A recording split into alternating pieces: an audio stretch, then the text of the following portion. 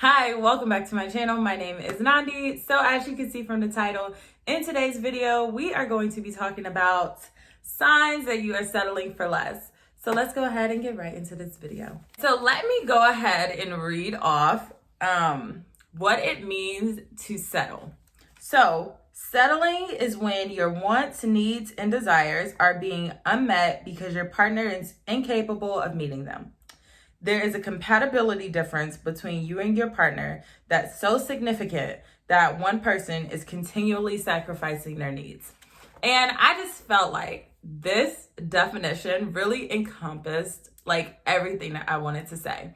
And obviously, the definition was in terms of a romantic partner. And like most things that I actually talk about, it is in relation to romantic partners. But again, all of these can coincide with pretty much every relationship that you may have. What are some signs that you are settling for less? The first and most obvious sign is that you are treated poorly.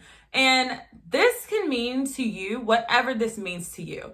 I think because all of our wants and needs as people are so different, and especially our wants and needs in certain relationships, friendships, etc. are so different. Only you know what needs you need met, and you are the only one who can determine whether or not you are treated badly.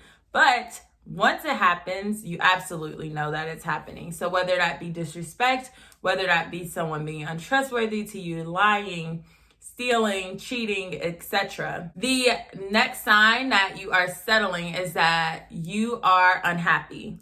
Again, another obvious sign. If you are constantly wishing that you were somewhere else, someplace else, with somebody else, then you are probably settling. The last sign that you may be settling for less is, again, like I said, you are comparing other relationships. So, you're seeing all these happy couples on social media, you're seeing all your friends in relationships, and you are envious of the relationships that they have, whether that be friendships, romantic partners, etc. You want to be someone else in someone else's situation.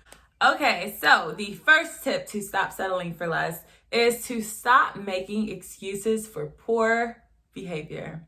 Okay, and this is so hard to do, honestly, when you actually like the person that you are around, enjoy the person that you are with, but you guys, their bad behavior cannot warrant an excuse from you all the time. If you find yourself ever being like, oh, well, they're just tired, they just had a really long day at work, they just had a really hard day. Babe, look, we all have hard days, okay? I'm tired right now. And I'm not in a shit mood, and nor am I treating other people shitty. So, we really got to stop making excuses for the things that people do. And I know that this is very hard, even for me, because I really just want to not believe that people would really treat me that way. And I think that this is where a lot of people get hung up on that, because you're like, well, I'm such a nice person. Like, I do this and this for people. Like, I don't understand why people would want to treat me like this. But you have to understand that the way that other people treat you is not always a reflection of how you treat them. And now, I did say always. Sometimes it's warranted, but sometimes it is not about how you treat them, and it is completely just on them. Some people just do what they want to do. Another tip is to write out the pros and cons of that situation. And honestly, this is with any situation. Like, there's tons of people that are unhappy at their job. There's tons of people that are unhappy living where they live. Tons of people unhappy in their relationships. What I really highly suggest you do is sit down, pen to paper, and really write a pros and a cons list. Now, obviously, if the pros outweigh the cons, you gotta make some shake. But obviously, that is also easier said than done, because it takes a lot of courage to just up and move, or, even if that means just getting out of relationships. It takes a lot of courage to do that and stand on your own 2 feet.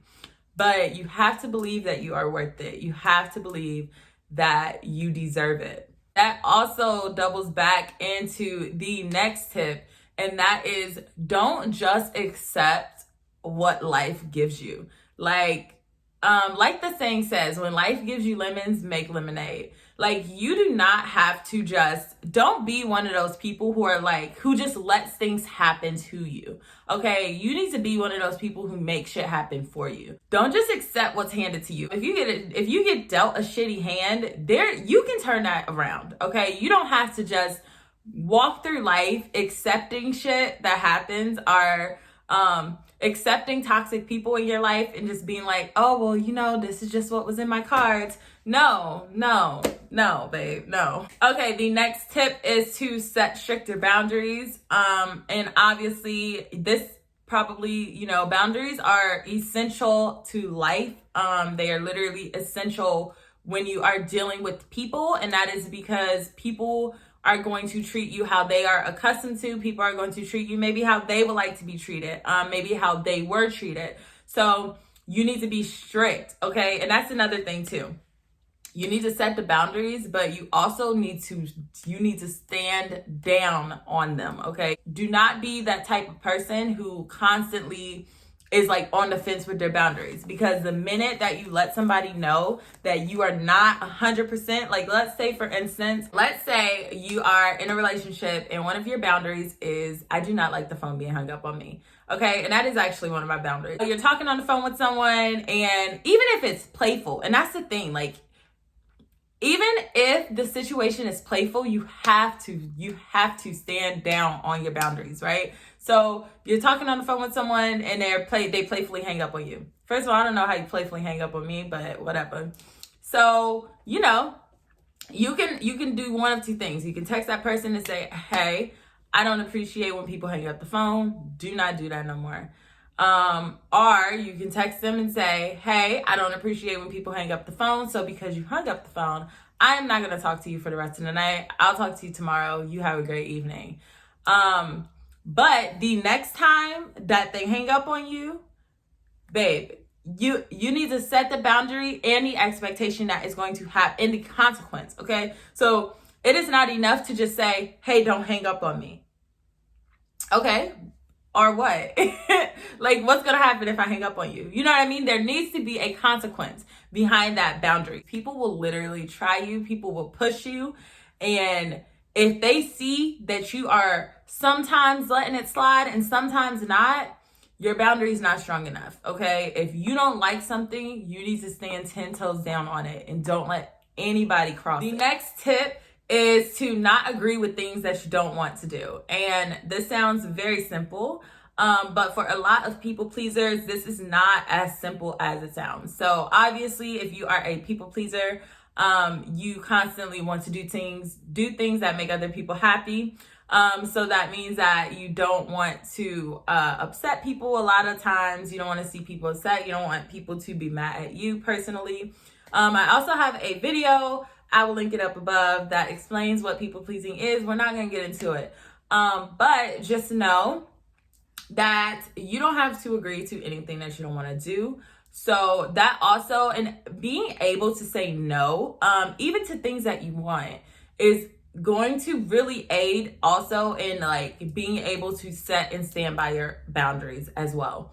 And then the last tip that just really kind of ties everything together is don't be afraid to say your desires. Don't be afraid to say what you want. A lot of people are in relationships and they're not getting things that they want, but and it's like, but did you tell them? Did you tell that person that you want that? Okay.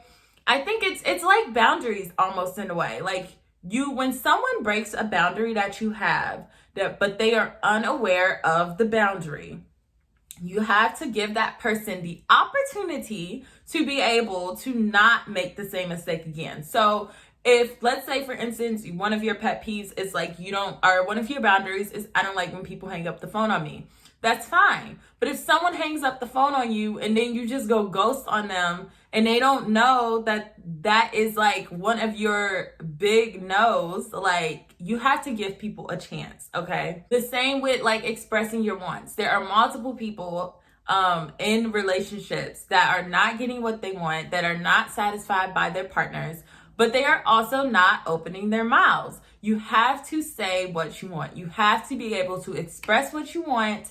Let that person decide if they can give that to you. And if they cannot, be willing to walk away. But you are not going to be able to have your needs met, because again, that is the definition of settling. When someone is constantly sacrificing their needs, your needs are not going to be able to be met if they don't know what your needs are. Those are all the tips for you all today. Hopefully, if you think that you are in a relationship where you are kind of settling, maybe is now the time to go ahead and get that pen and paper, babe.